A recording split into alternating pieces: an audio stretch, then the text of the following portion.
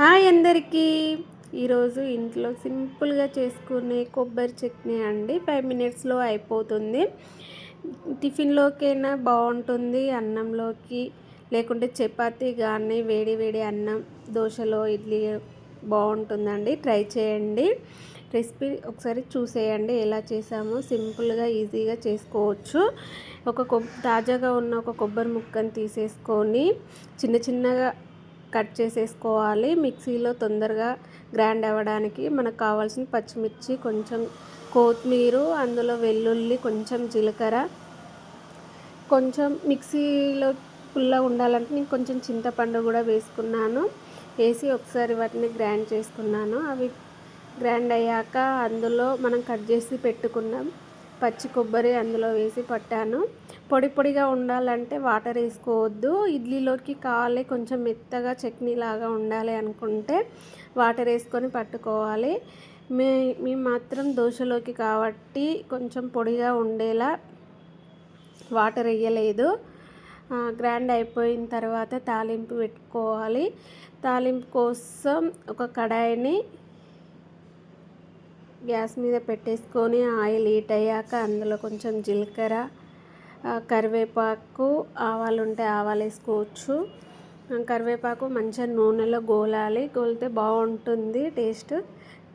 కొంచెం మినపప్పు వేసాను, ఉంటే వేసుకోవచ్చు లేకుంటే లేదు. శనగపప్పు కూడా టేస్ట్ బాగుంటుంది. అలా తాలింపులో వేసుకున్నాక అవి మంచిగా గోలాక అవన్నీ మంచిగా గోలించుకోవాలి.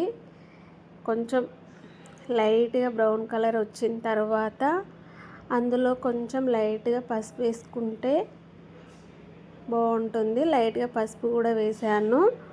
పసుపు వేసిన తర్వాత మనం గ్రైండ్ పట్టుకున్న మిశ్రమం ఉంటుంది కదా, ఆ కొబ్బరిని అందులో వేసుకోవాలి.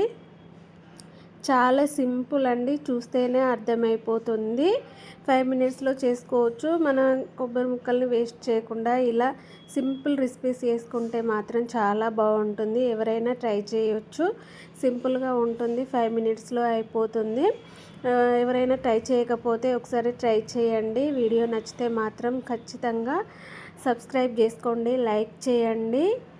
ఓకేనా ఫ్రెండ్స్? ఫైనల్లీ దోశలోకి మేము మాత్రం కొబ్బరి చట్నీ చేయడం అయిపోయింది కదా. ఎవరికైనా కుకింగ్ రాని వాళ్ళు కూడా ఇలా చూసి ట్రై చేసుకోవచ్చు. చాలా సింపుల్గా ఉంటుంది. చట్నీ అయిపోయిన తర్వాత అందులో టిఫిన్ చేశాను, దోశ వేసానండి. దోశలోకి కొబ్బరి చట్నీ చేసుకున్నాము ఈరోజు. ఆ టేస్ట్ మాత్రం చాలా బాగుంది. ఎప్పటికీ పల్లి చట్నీ కాకుండా అప్పుడప్పుడు ఇలా కూడా ట్రై చేయండి. పల్లి చట్నీ ఉన్నా కూడా పక్కన కొబ్బరి చట్నీ ఉంటే కాంబినేషన్ చాలా బాగుంటుంది. వేడివేడి అన్నంలో కూడా చాలా చాలా బాగుంటుందండి. ఖచ్చితంగా ట్రై చేయండి. ఇందులో దోశలోనే కాదండి, మేము అన్నంలో కూడా తిన్నాము. ఎండ్ వరకు చూస్తే లైక్, షేర్, సబ్స్క్రైబ్. బాయ్.